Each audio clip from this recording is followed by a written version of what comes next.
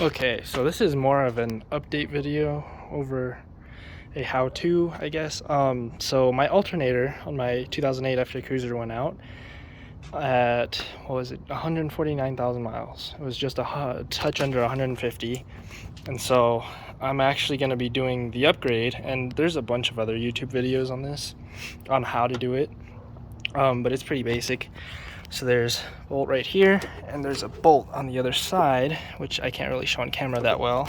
It's where my middle finger is pointed. So there's these two main bolts, and you're gonna want to loosen those after you've taken the belt off. And the tensioner, I believe, is this pulley. No, you can't see that.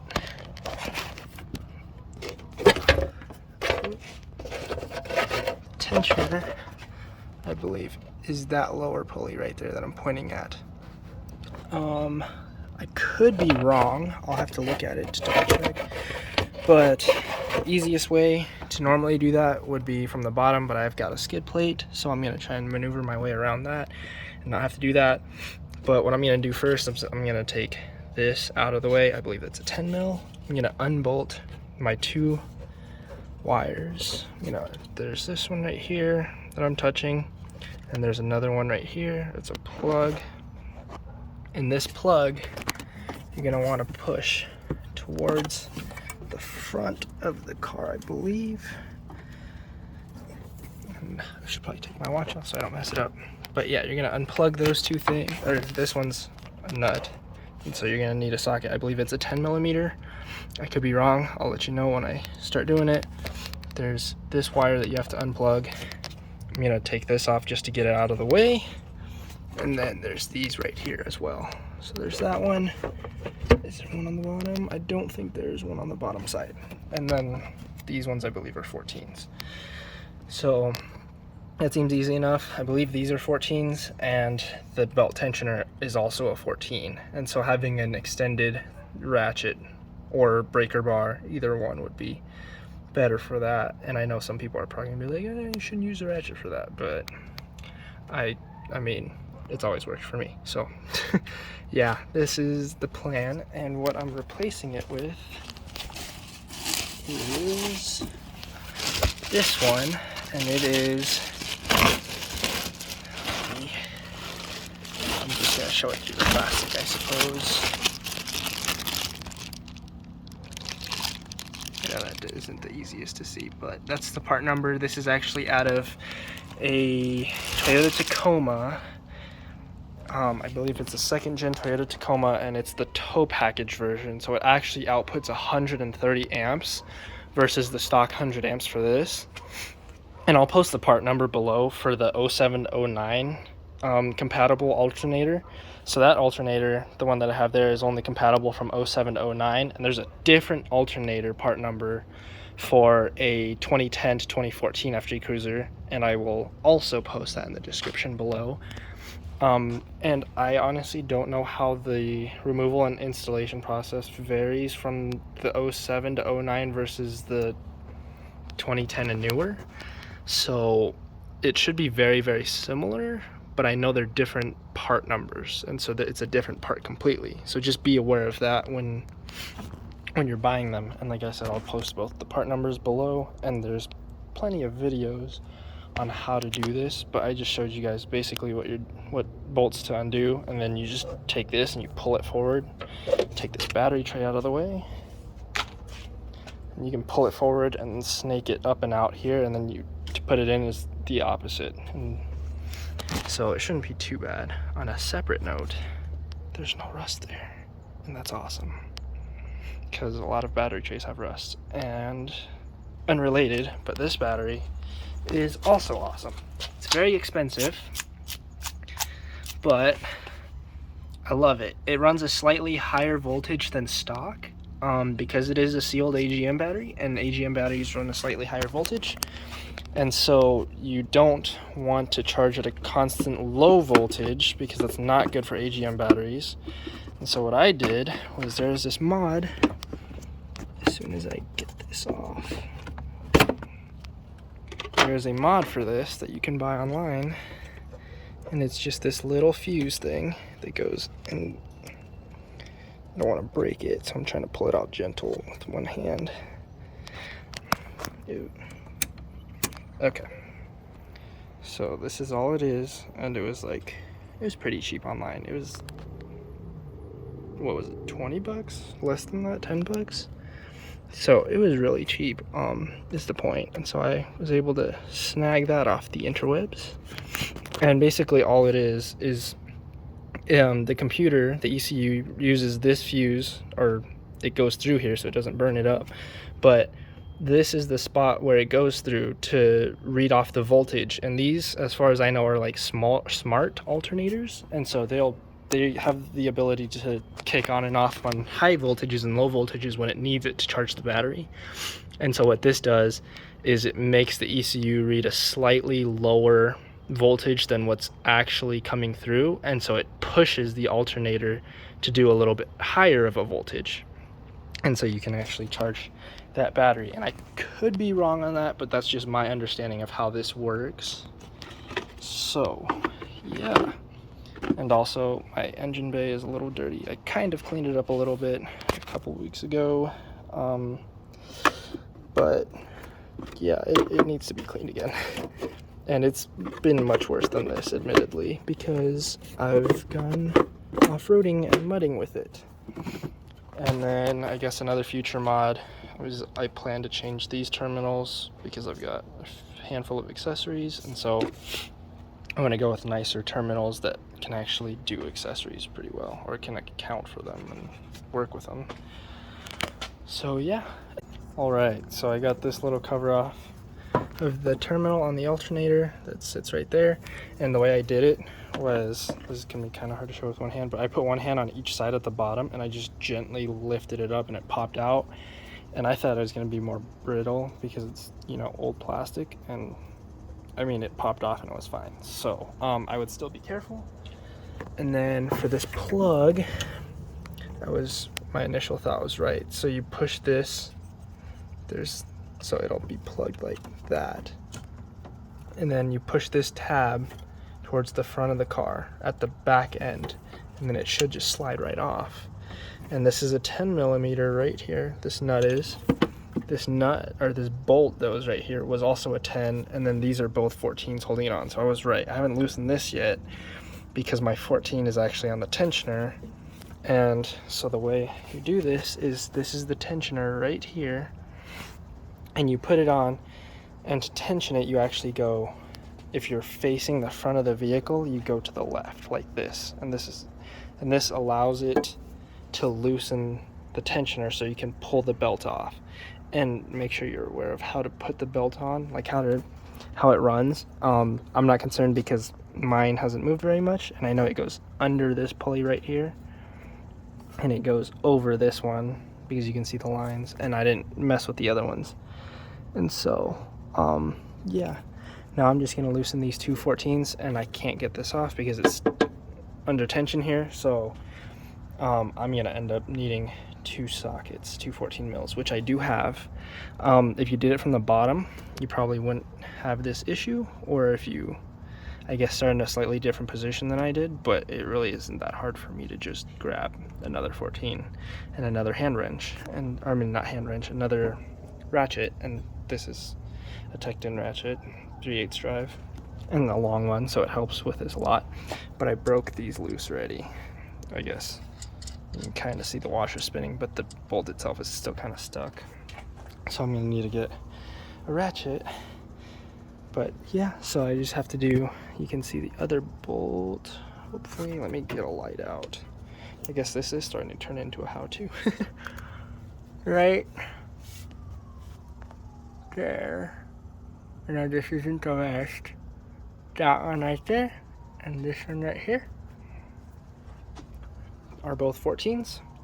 The tensioner is a 14, and yeah, it's not super hard. You unplug those things. I still need to undo that 10 mil that's right there, and it should be theoretically ready to pull out. So I'll be back in just a minute. Okay, word of advice. I'm sure a few of you probably knew this was gonna happen, but break it loose with your long ratchet if you can, because my short ratchet did not have enough leverage to loosen the bottom bolt.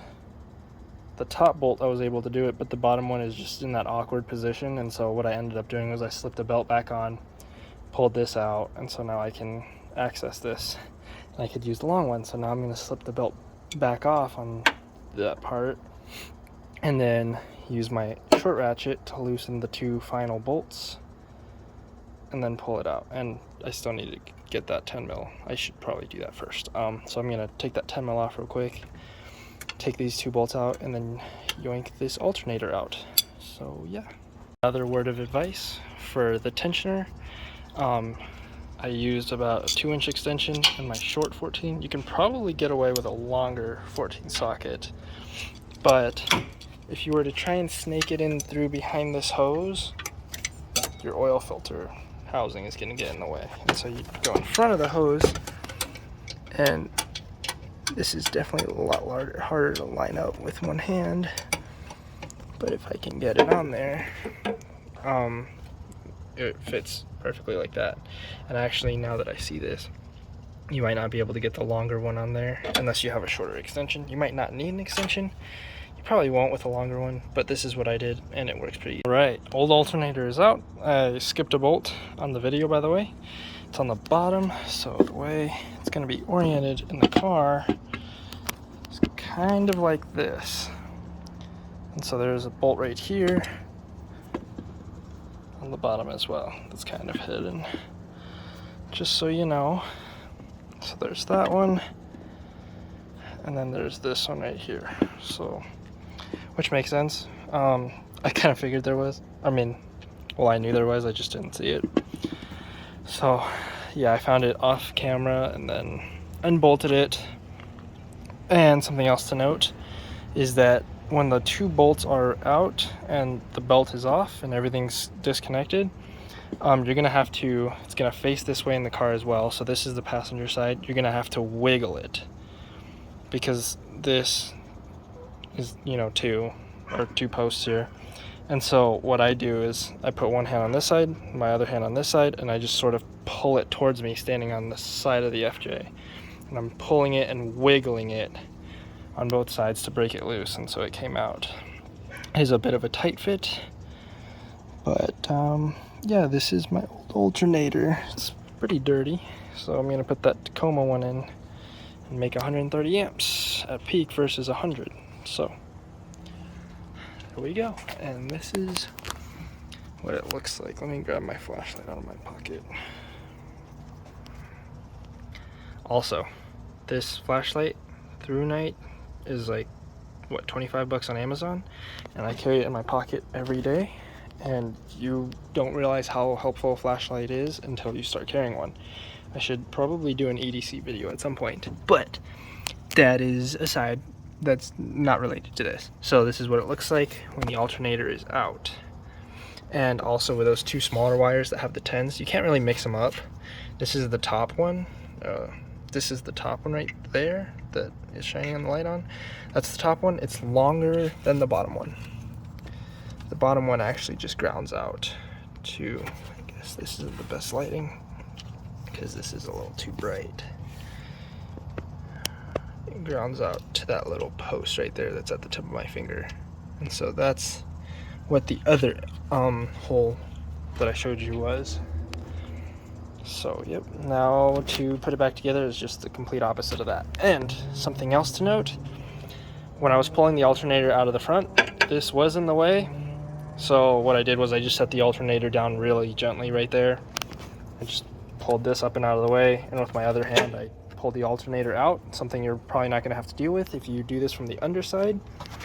But for me, I have the factory skid plate. Okay, so I kind of lied to you in the last video, so there is actually 2 plates, so I wasn't paying attention, I guess. So one plate goes right there like so, and then I can't really show it that well on camera, but there's another plate. You see that down there, right? I'm pointing the light at it, but okay, yeah. So right there's another plate, so they're actually both plates. I lied. Probably should have paid more attention when I took it apart, but I figured it will go right where it belongs. So, and also I had the video, or I don't have the video of me taking it apart, but I have other references that I can use, like forms. Okay, so that's besides the point. Just so you know, this wire right here is pronged, and it lines up with those holes. So you have to make sure it goes all the way down. And when you put this 10mm nut on and you start ratcheting it down, make sure you don't tighten it too much. You want it snug, but not like, so it won't come loose. So because I know that these you can definitely over tighten and break, and you don't want that on a new alternator. So yeah, and then there's torque specs to all of these bolts and such. I'll post those in the description. I'll have to look them up off the forums real quick, but there are torque specs for these bolts. So for this nut, I don't remember seeing a torque spec for the nut. I just put it a little tighter than snug, but not by much, just to make sure it doesn't come loose. But you don't, I'm not gonna lie, I didn't actually torque them to spec, I just put them on there. But these are 32 foot-pounds. The wires, I believe, were 71 inch-pounds. And I forgot what this one was, or I guess this is the wire. The two brackets, I forgot. I'm gonna post them in the description below though. So yeah, they're on the FJ Cruiser forums, but I'll go ahead and toss them in there.